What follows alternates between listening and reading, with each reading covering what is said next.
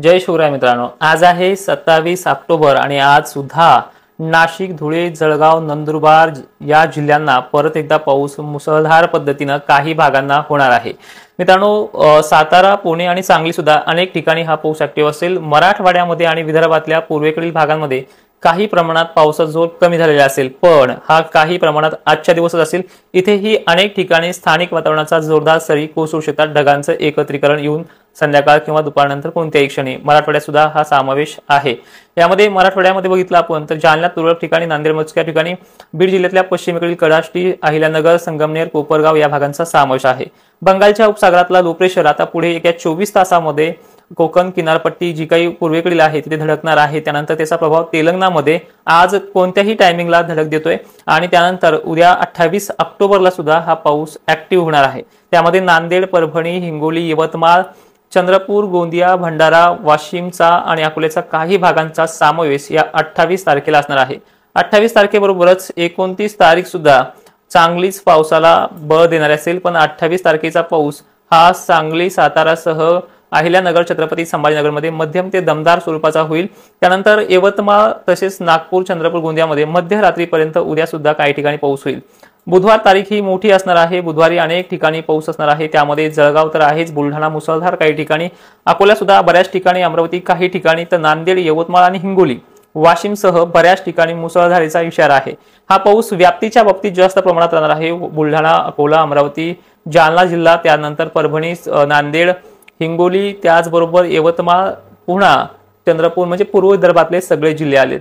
मित्रांनो, ही सिस्टम किती दिवस राहील किंवा थंडीच्या बाबतीत काय बदल आहेत का हे देखील आपण आजच्या ह्याच व्हिडिओमध्ये सांगणार आहोत। तर ऐका, या पावसाचं प्रमाण 31 तारखेपर्यंत जे काही बंगालच्या उपसागरातला प्रभाव टाकतो त्यानुसार तो पाऊस मराठवाड्यामध्ये आणि विदर्भात, त्याचबरोबर जळगाव, खान्देश या भागाकडे देखील प्रभाव असणारच आहे।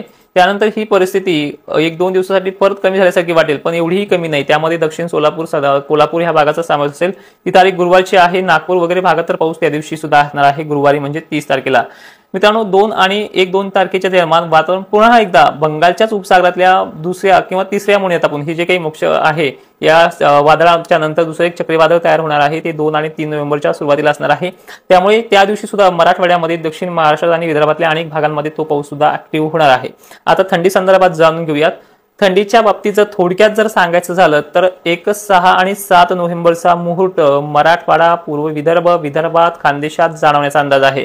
पण ही थंडी म्हणावी अशी नाही। यामध्ये बदल असा आहे की ह्या 5-6 तारखेला परत एकदा ढगाळलेली परिस्थिती ह्या चक्रीवादळामुळे असणार आहे।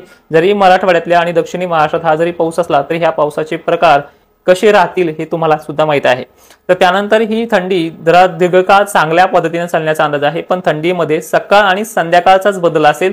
दिवसा टेम्परेचर मात्र ह्या थंडीमुळे कमी राहू शकतं, त्यामुळे बरीचशी वाटचाल थंडीकडेही जाते। मित्रांनो, थंडीबाबत कुठलाच हवामान अभ्यासक किंवा कोणीच अजूनही खात्रीपूर्वक का सांगत नाही, कारण की ला निना अजूनही त्याच पद्धतीने तीव्र आहे। नोव्हेंबर महिन्याच्या पावसाबद्दल आपण मागेही अपडेट दिलेत। नोव्हेंबर महिन्याच्या शेवटी सुद्धा अनेक पावस आहेत। त्यानंतर डिसेंबर महिन्यामध्ये 1-2 चान्सेस आहेत। सरळ सांगायचं म्हटलं तरी ह्या ऑक्टोबर सारखं किंवा सप्टेंबर सारखं जे काही प्रमाण आहे ते आता 5-7 नोव्हेंबर पासून हळूहळू कमी व्हायला देखील सुरुवात होऊ शकते। पण तोपर्यंत काही गावांना मात्र पाऊस विनाशकारी विपरीत बुद्धीसारखा बरसणार आहे, जसं तुम्ही आता बघितलंय। थोडक्यात ह्या 2-4 तारखेबद्दल सांगायचं म्हटलं तर आज 27 कोकण किनारपट्टीसह त्या लगतच्या जिल्ह्यांना, छत्रपती संभाजीनगरपर्यंत, जळगाव, खानदेशमध्ये अनेक भागांना आजही मेघगर्जनेसह मुसळधार पावसाचा राडा आहे। विदर्भातही 28 आणि 29 तारीख अनेक भागांमध्ये अतिवृष्टी स्वरूपाची राहील। पूर्व मराठवाडा आणि दक्षिण मराठवाड्यामध्ये तसेच दक्षिण महाराष्ट्रामध्ये सुद्धा बीडसह, जालनासह अनेक भागांना हा पाऊस 28 आणि 29च्या संध्याकाळपर्यंत अनेक ठिकाणी पडणार आहे। त्यानंतर 1-2 नोव्हेंबर सुद्धा पावसाचे आहे। 3 तारखेनंतर वातावरण हळूहळू ढगाळलेलं कमी व्हायला सुरुवात होईल।